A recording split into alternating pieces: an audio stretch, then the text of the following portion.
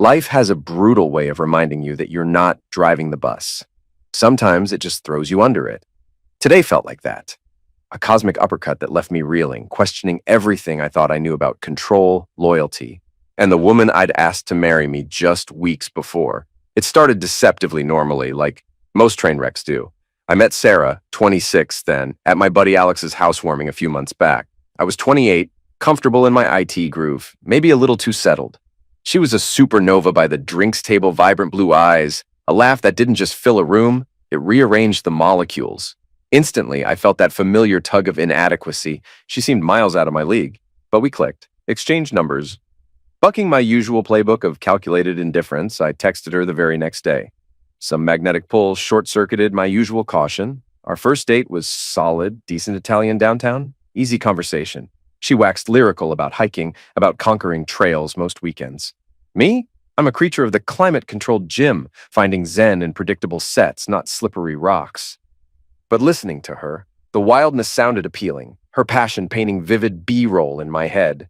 Things escalated fast. Looking back, maybe recklessly fast. A whirlwind of dates, meeting friends, blending lives. We made it official. My crew approved, especially Ryan, my best mate. About time you landed a keeper, he'd grinned, slapping my back. Even my mom, notoriously circumspect about my girlfriends, was charmed. A significant hurdle cleared. Barely 3 months in, cohabitation became the topic. Her lease expiring, my place closer to her downtown marketing gig, shared nights making separate rents seem foolish. The logic felt sound, practical. Ryan threw up a flag. Whoa, man, 3 months? That's hyperspeed. Sure about this? He'd probed over beers. I'd waved it off. It felt like the natural next step in our trajectory. And initially, it was good. Shared dinners, synced Netflix queues, her even roping me into a frankly humiliating yoga session I endured, purely for the sight of her pleased smile. Then, the subtle corrosion began. Late nights at work became her default setting. Once a week stretched to twice, then became an almost nightly occurrence. She'd glide in, wearing a peculiar blend of exhaustion and high-strung energy. Queries about her day yielded vague platitudes, project crunches, team strategy sessions. The name Jake started punctuating these explanations with increasing regularity. Her coworker, key partner on a demanding client account requiring brutal overtime. Jake. I'd met him once, early on, maybe 6 weeks in, at a casual work drinks thing Sarah dragged me to. Tall, confident to the point of smarmy, sculpted gym physique, smile too perfectly calibrated. Even then, a dissonant frequency hummed between them. Inside jokes lobbed like signals I couldn't decode. A conversational shorthand that spoke of deep familiarity. They'd worked together for a year, she'd mentioned. Work husband, she'd laughed it off once. I'd filed it away, consciously tamping down the unease. In hindsight, those moments screamed klaxon warnings. The way her focus intensified when he joined us, the laughter pitched just a half note too high at his unremarkable quips. The proposal shifted the ground beneath us, though I didn't realize it then. It was an elaborate quiet dinner at home, dimmed lights, a classic solitaire I'd agonized over for weeks, tears, an immediate yes, the satisfying slide of the ring onto her finger. Fiancés. Planning discussions started tentatively, venues, guest lists. It felt right, solid. But almost immediately after that commitment, a perceptible chill entered the air. The late nights became later, stretching past midnight. Her phone, previously left casually on the counter, became an extension of her hand, screen always down, clutched tightly, guarded with a sudden fierce privacy. A new password appeared. Work security policy, sensitive client data, she'd explained breezily. An excuse thin as tracing paper. My gut churned. The breaking point arrived disguised as a surprise weekend getaway I'd meticulously planned. A lakeside cabin, 2 hours north. The kind of escape she'd dreamily mentioned wanting. I'd even coordinated with her friend Amy, ensuring Sarah's calendar was clear. Friday morning, bags practically by the door, an urgent text pinged her phone. She showed it to me with theatrical dismay. "Work emergency?" She sighed. "Server crash. Jake needs all hands on deck." Server crash? In marketing? The lie felt clumsy, insulting. My internal alarm wailed, but I masked my disappointment playing the supportive fiancé. "Damn. Okay, babe, we can reschedule," I offered, my voice tighter than intended. She agreed, relief flooding her features a little too quickly. Later, paying our shared phone bill online, the truth slammed into me. A cascade of calls logged that morning, ping-ponging between her number and Jake's. Her return that evening, tired but evasive, mumbling about database contingency plans. Jargon completely alien to her role, cemented the sickening certainty. The foundation wasn't just cracked. P was riddled with fault lines, engaged, building a life, on sand. About a month before the lightning, denial became untenable. New lingerie started appearing. Delicate, expensive lace completely out of sync with her usual style. Perfume, previously reserved for special occasions, became her daily office armor. Small shifts, maybe, but screaming inconsistencies to the man sharing her life, her future, her arrogance. A trait I'd previously excused as confidence started showing sharper edges, a dismissiveness in her tone when I questioned her schedule. The confrontation finally boiled over during a tense dinner of lukewarm takeout. I kept my voice low, determined not to escalate, but the question hung heavy. Sarah, seriously, is something going on? With Jake? The explosion was immediate. Defensiveness flared, turning her eyes hard. Are you kidding me? You're actually accusing me? Because I have a demanding job? Because I have a male colleague? God, Mike, you're suffocating me with this jealousy. You're so damn insecure. She shot back, voice rising, expertly twisting my valid concern into a character flaw. She played the victim, the high-powered woman stifled by a possessive partner. The argument devolved quickly, voices raised, accusations flying, the ugly scrape of a chair pushed back violently. She stormed off to sleep on the couch, the engagement ring glinting accusingly under the hallway light. The apartment felt suffocatingly small, thick with unspoken betrayals. A week before the storm, she announced a girls' weekend camping trip. Amy and some college friends heading north. The details remained frustratingly hazy. Some campsite near a lake, the name escaped her. Patchy cell service anticipated. So don't freak out if you can't reach me constantly, she'd chirped, a little too forcefully casual. The lie felt greasy, manipulative. Yet a foolish part of me, the part still clutching the engagement fantasy, wanted to believe. Saturday shattered that illusion completely. A text from Amy landed like a grenade in my gut. Hey Mike, is Sarah around for coffee later? Free afternoon finally, haven't caught up in ages. Amy wasn't camping. Amy hadn't spoken to Sarah in weeks. The cold dread was absolute. Location sharing, still active. A relic of early relationship safety measures, forgotten until now. I opened the app, heart pounding a frantic rhythm against my ribs, half expecting it to be disabled. It wasn't. Her icon pulsed, a small beacon of betrayal, over a remote location deep in the woods. A quick Google Maps cross-reference confirmed it. A private rentable cabin, 2 hours north? Just her and him. The visceral sickness was overwhelming. Drive up? Confront them? The thought was tempting, explosive, but I waited. I needed to absorb the blast radius of this deception. Fiancé. Planning wedding colors while planning illicit weekends. That evening, the sky turned malevolent. Severe thunderstorm warnings flashed urgently across my phone screen, specifically pinpointing the area her icon marked. Not unusual for the region, especially near the northern lakes, storms materialized with shocking speed. I sent a terse text. Nasty storm heading your way. Stay safe. A bizarre, detached reflex of concern warring with simmering fury. No answer. My call went straight to voicemail. Bad service, the logical part of my brain supplied, but the knot in my stomach tightened into a fist. Around 10 p.m., numbly channel surfing through static, my phone chirped. Unknown number. A woman's calm voice on the other end. This is North Regional Hospital. Am I speaking with Michael? My blood turned to slush. There's been an accident involving your fiancée, Sarah Price. She was admitted following a lightning strike and listed you as her emergency contact. Lightning, struck by lightning. The sheer, unadulterated cosmic absurdity of it hit me like physical blow. The nurse continued, confirming Sarah was stable but injured burns, potential trauma from a fall, under observation for cardiac issues common after such strikes. She mentioned another patient admitted from the same incident in worse shape, critical condition in the ICU. She didn't need to say the name. Jake. The bolt had found him more directly. Hearing about Jake left me strangely cold, not with hate, but profound exhaustion. There was no bandwidth left for him. The 2-hour drive north was an out-of-body experience. Autopilot engaged while my mind reeled. Fragments of worry for Sarah's physical well-being colliding violently with betrayal's jagged shards. The ER at midnight felt like a surreal film set. They directed me to her room. She looked small and fragile against the stark white sheets, tethered to reality by IV lines and beeping monitors. Bandages swathed her right arm and shoulder, angry red creeping at the edges. The moment her gaze met mine, shame, fear, and shock warred on her pale features. Then the dam broke. Sobs racked her body as the confession spilled out between gasps. The affair with Jake. Nearly 2 months, ignited in the crucible of late nights and shared deadlines, fueled by after-work drinks that blurred boundaries, secret meetings at his apartment.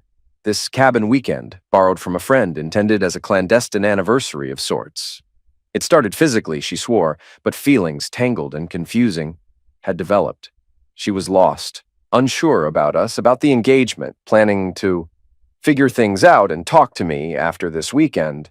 The hike to the scenic lookout, ignoring the darkening sky, the distant rumble of thunder, a hubristic belief they could outpace the storm, the sudden, incandescent flash, then darkness.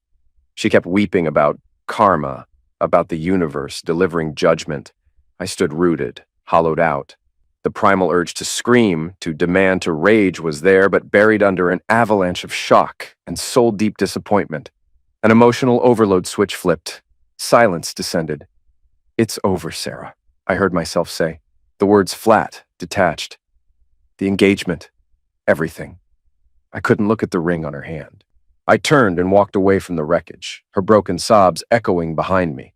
An hour in the hospital cafeteria, nursing burnt coffee, felt like purgatory. I couldn't face her again, couldn't drive home. A grimy motel room nearby became my sanctuary, the thin walls offering no barrier to the replaying reel of disaster in my head. The next afternoon, fortified by caffeine and grim resolve, I returned. Sarah was more alert. Jake remained in ICU, his parents now grim-faced sentinels outside his door. Sarah tried again, weaving a narrative of feeling lost, of things moving too fast, of still caring for me, questioning if it was real love. Excuses, flimsy justifications that disintegrated on impact. My decision, made in the motel's stale air, solidified. "I'm packing your things," I stated, my voice devoid of heat, only grim finality. "You can arrange for someone to collect them from the apartment when you're discharged." No raised voices, no accusations, just the stark, brutal truth of the ending. "I deserve honesty, Sarah. You need something else." Her pleas for more time, more talk, washed over me. "I need a clean break," I repeated, severing the final thread. Back at my apartment, the task of boxing her life, our life, felt like an archaeological dig through ruins. Every shared object, every photo capturing a moment now revealed as a lie, was a fresh wound. I worked methodically, purging her presence, blocked her number, erased her from social media, radio silence, necessary amputation. A few days later, her mother called. A voice I didn't recognize, belonging to a woman I'd never met, despite being engaged to her daughter. Sarah had painted their relationship as distant, strained, another fabricated narrative, apparently. "Michael, please," she'd begun, her voice tight with controlled urgency. "Sarah's been through a trauma. She's fragile. She needs your support." She attempted to minimize the infidelity, framing it as a youthful misstep magnified by the accident. "People make mistakes." Politely, but with unyielding firmness, I explained that while I sincerely hoped for Sarah's physical recovery, the emotional support role was irrevocably closed. The betrayal was a chasm too wide to bridge. "How can you be so cold?" she'd snap before hanging up abruptly. The silence lasted barely a week after Sarah's discharge. She'd apparently landed temporarily with a bewildered coworker. Then my phone rang, a blocked number. Her voice, when I answered hesitantly, wasn't apologetic. It was sharp, demanding, laced with that familiar undercurrent of arrogance. "Mike? It's me." A pause. "Look, these hospital bills are insane, and the physical therapy, it's ongoing. I don't have that kind of money right now." Another pause, heavier this time. "You need to help me pay for this." The audacity stunned me, silent for a beat. "Excuse me?" "You heard me," she retorted, impatience grating in her tone. "This wouldn't have happened if, well, you need to contribute. I was your fiancé. You owe me." "Owe you?" The words exploded out of me, incredulity turning to ice-cold fury. "I owe you nothing, Sarah. You chose to be on that trip with him. You chose to lie, your choices, your consequences. Don't you dare try to put this on me. It was an accident. A freak accident. I got struck by lightning." She shrieked back, the victim card played with predictable desperation. You're abandoning me when I'm injured? No, I'm cutting ties with someone who betrayed me, I stated flatly, the finality echoing in the sudden silence on the line. Do not call me about this again. I ended the call, my hand shaking, not with fear, but with rage at her unmitigated gall. Her campaign then shifted tactics. She found out my office location. One tense afternoon, Janet from reception buzzed my extension, her voice strained. Mike, there's a Sarah Price in the lobby. She's asking for you. She seems quite upset. My stomach plummeted. Steeling myself, I went downstairs. There she stood by the elevator bank, looking thinner, paler, the lightning scar a faint, jagged line against her neck. But her eyes held a frantic, unnerving intensity. Colleagues milled about, pretending not to notice, but very obviously noticing. Mike, finally, we need to talk right now, she declared, her voice several decibels too loud for the professional lobby space. Sarah, this isn't the time or the place, I said, keeping my voice low, trying to guide her towards the revolving doors. You need to leave. Leave? Her voice cracked, rising hysterically. Leave? After you humiliated me? After you threw me out while I was in the hospital? You did this! You pushed me away, always working, never listening, always critical. You made me feel unwanted. It's your fault I needed attention elsewhere. The sheer, unadulterated projection, the blatant rewriting of history, snapped the last thread of my control. My fault? I echoed, my voice rising despite myself turning heads. You lie, you cheat for months, you get caught red-handed, and somehow that's my fault. Her face contorted. Faster than I could react, her hand whipped out, connecting with my cheek in a sharp, stinging slap. Gasps rippled through the lobby. Yes! Your fault! She screamed, tears abruptly streaming down her distorted face. A terrifying mask of fury and self-pity. That was it. The point of no return. Adrenaline surged, hot and clarifying. Security! I shouted, my voice ringing with authority I didn't feel. Call the police, now! My hand went to my pocket, retrieving the velvet box I'd shoved in a drawer, unsure what to do with its poisoned symbolism. I flipped it open. The diamond glittered mockingly. With a flick of my wrist, I threw the engagement ring. It skittered across the polished marble floor, coming to rest near her feet like a discarded piece of trash. We are done, Sarah. Forever? She stared at the ring, then at me, her expression crumbling, shifting rapidly between incoherent rage and desolate weeping. Security guards closed in cautiously as I calmly explained the situation, the uninvited presence, the assault, the evident instability. The police arrived with practiced efficiency. They took statements from me, from security, observed Sarah's volatile state. It was clear she wasn't rational.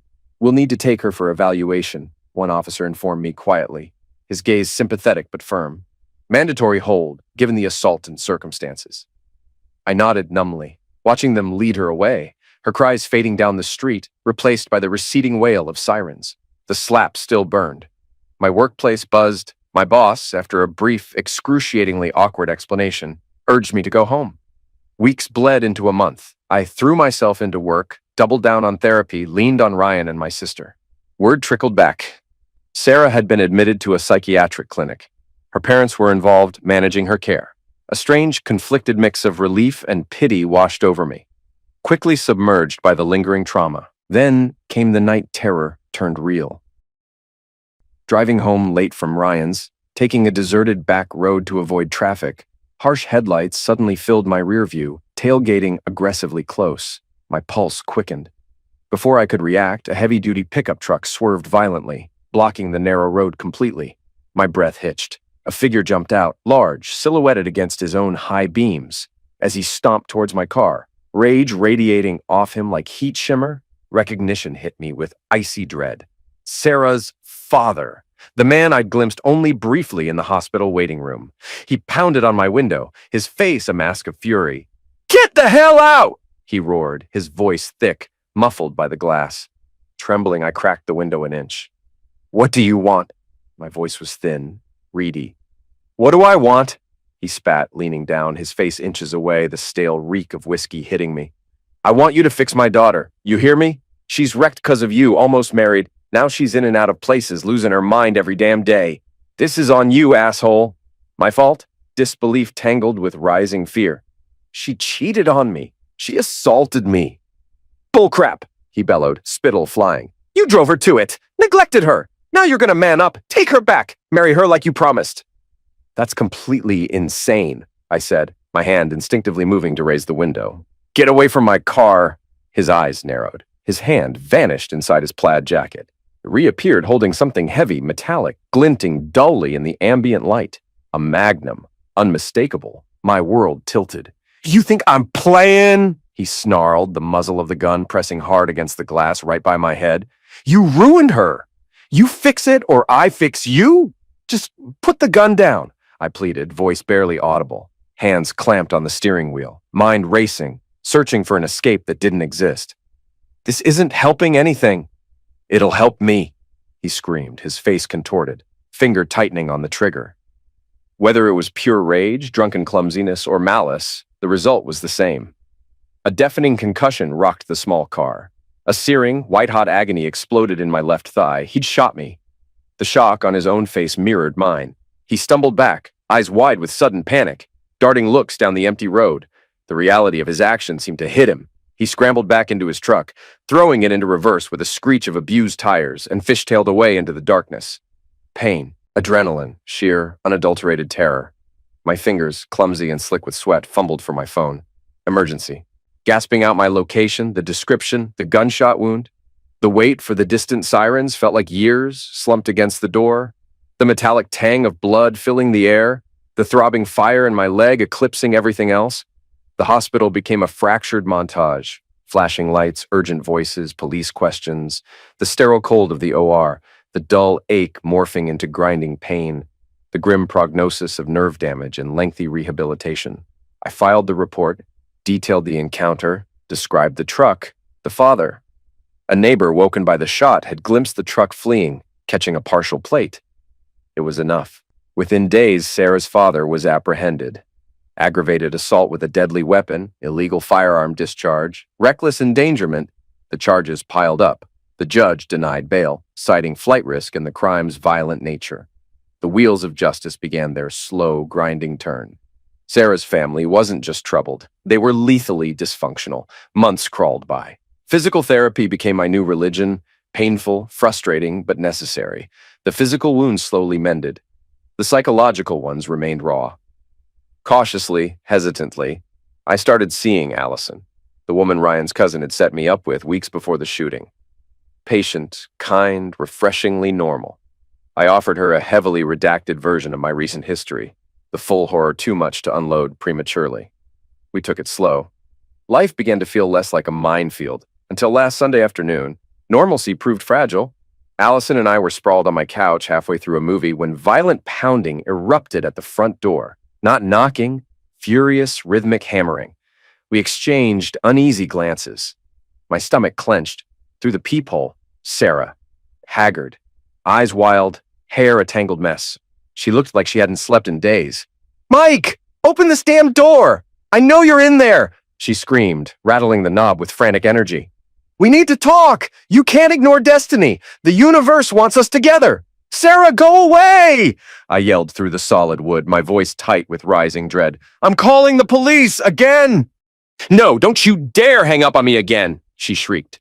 Allison had moved quietly behind me, her fear palpable. Sarah must have sensed her because her tone shifted, curdling with venom. "Who is that? Is she in there? That cheap replacement, that bitch!" Before I could respond, she started kicking the door near the lock. Heavy, desperate blows. Then abruptly, silence. A beat passed. Then the distinct sound of shattering glass from the side yard. My blood ran cold.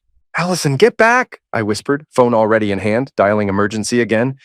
The back door, leading from the small patio, burst inward. Sarah stood framed in the doorway, chest heaving, eyes locking onto Allison with terrifying, laser-focused hatred. "You!" she screamed, lunging past me like I wasn't even there. She grabbed Allison, who cried out in shock and pain by her long blonde hair, yanking her with brutal force. Allison stumbled, trying to keep her footing as Sarah dragged her bodily out the back door and around onto the front lawn. "He belongs to me. Do you understand? He's mine!" Sarah raged, pulling Allison's hair viciously, trying to force her down onto the grass. "The lightning! It chose us! It bonded us! You can't steal him!" Horror momentarily paralyzed me before adrenaline surged. I launched myself outside, grabbing Sarah's arms, trying to break her frenzied grip. "Sarah, stop! Let her go!" I yelled, grappling with her surprising strength. She fought back like a trapped animal, snarling, spitting, clawing. Neighbors emerged onto their porches, faces etched with alarm and morbid curiosity. It took every ounce of my strength, leveraging my recovering leg awkwardly, to finally pry her fingers loose from Allison's hair. I shoved Sarah back, positioning myself between her and a crying, terrified Allison. Sarah stood there, swaying slightly, chest heaving, eyes darting manically, spewing a torrent of disconnected phrases about cosmic injustice, soulmates, and betrayal. The familiar wail of sirens sliced through the suburban afternoon, rapidly growing louder. The police arrived to find tableau of chaos. Allison sobbing, clutching clumps of her own hair, me drained and shaking. Sarah still ranting, pacing my lawn like a caged predator. This time, there were no ambiguities. Restrained, charged with assault, breaking and entering, trespassing, violation of likely, a pending restraining order. She was taken away again, her destination undoubtedly a secure facility this time, the legal system now facing a far more complex and dangerous case. Standing on the desecrated lawn, my arm around Allison's trembling shoulders, the sheer, crushing weight of the past year settled upon me. The lies, the lightning, the demands, the violence, the gunshot, this final, terrifying assault. This wasn't just a relationship implosion. It was a terrifying plunge into the abyss of someone's unraveling sanity, a vortex that had violently pulled me, and now Allison, into its destructive spin. The road ahead stretched long and shadowed, paved with court dates, therapy sessions, and the constant low-level hum of anxiety. But looking at Allison, her face pale but her eyes meeting mine with shared trauma, I knew one thing with absolute certainty. I would build fortifications around this fragile peace, whatever it took. The storm Sarah unleashed might be contained for now, institutionally and legally, but the debris field, littered with scars both seen and unseen, would take a lifetime to clear.